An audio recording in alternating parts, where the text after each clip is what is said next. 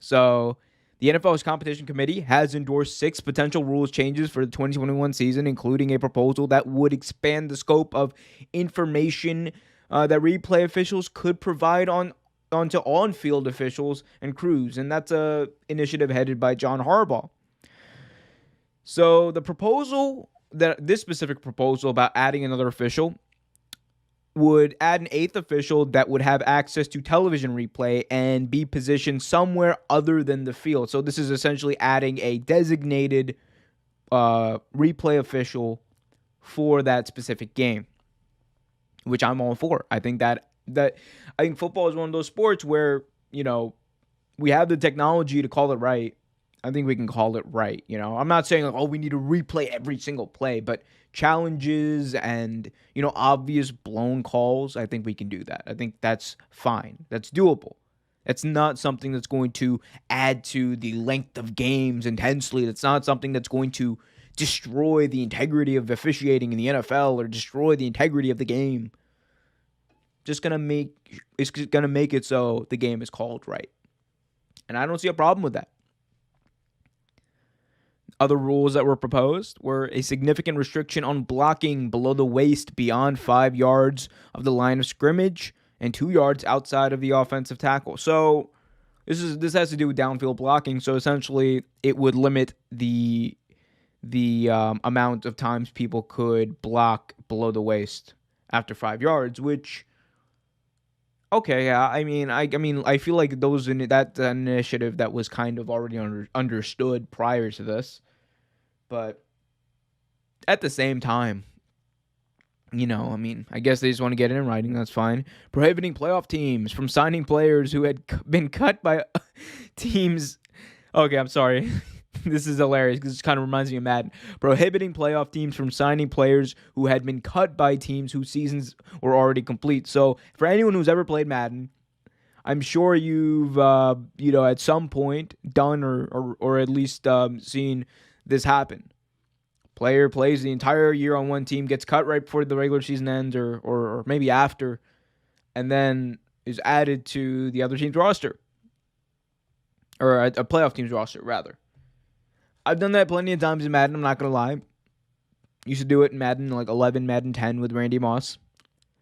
And it'd be like that, man. It'd be like that. So, this is them obviously saying that you cannot add another team's player. This is kind of like an unofficial trade, I guess, even though one team's not getting anything out of it. So, I understand why. It's just funny to me that this is a trade or a proposal being brought up. Another rule change requiring teams to report tryout and visits to league office throughout the year. Okay. Now, it doesn't change anything for me. Another rule change, a revamp of overtime. This is a rule proposed by the Ravens and the Philadelphia Eagles that would require the winner of the coin toss to choose one of two options: where to spot the ball or where the team will get the first possession. Interesting. So let me explain this rule change a little because there's been a lot of talk about this specific change, and this is something we might not see this year, but we could potentially see down the line. We could potentially see next year, maybe 2 years from now. I think this is the direction that the NFL might go to kind of fix the overtime rule. So right now, the way the overtime rules are written and the way the overtime works is that there's a coin toss, and it works just like the coin toss in the beginning of the game. If you win the coin toss, you get to receive or say you want to kick. And nowadays, most teams receive because if you go down and you score a touchdown on that drive, you win the game. Touchdown wins. So that's why you see teams going out there and saying, I want the first possession. Now, on the flip side of that, what that does is the team that loses the coin toss, it puts them at a disadvantage offensively because their offense a lot of times doesn't get to see the field. We saw that in the Super Bowl with Tom Brady and the Falcons. Oh, Tom Brady. The Patriots and the Falcons. It's basically Brady.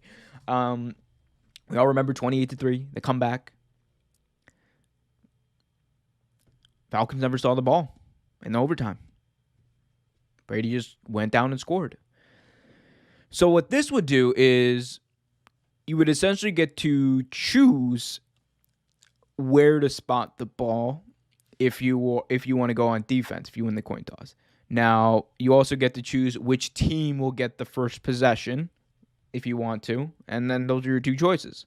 So this is kind of revamping that, making it a little more strategic, and maybe if you put the other team's offense in a bad position, in bad field position, you'll have a better chance of potentially getting the ball back and being able to win with a field goal. So, and then they have another overtime option that would create a true sudden death. So the Ravens and the Eagles, this is another rule proposed by them. They basically said, either we're doing it our way or we're going back to sudden death overtime. Let Justin Tucker go out there and kick a 63-yard field goal to win the game. Oh, man. I love to see it. Last few rule changes. A request from the Kansas City Chiefs to relax rules for uniform numbers. I want to see this. I want to see a wide receiver wear number 2. I'm a masochist. I don't care. I want to see messed up numbers all over the field. I want it to be like high school football. Could you imagine a quarterback wearing number 62? That would be hilarious. Thanks for watching this video from Real Take Sports Talk. Remember to like, share, subscribe, hit that notification bell so you get notified whenever a new video is released. Also, remember to check out our live show every single Thursday at 8 p.m. right here on the YouTube channel. And remember, keep it real.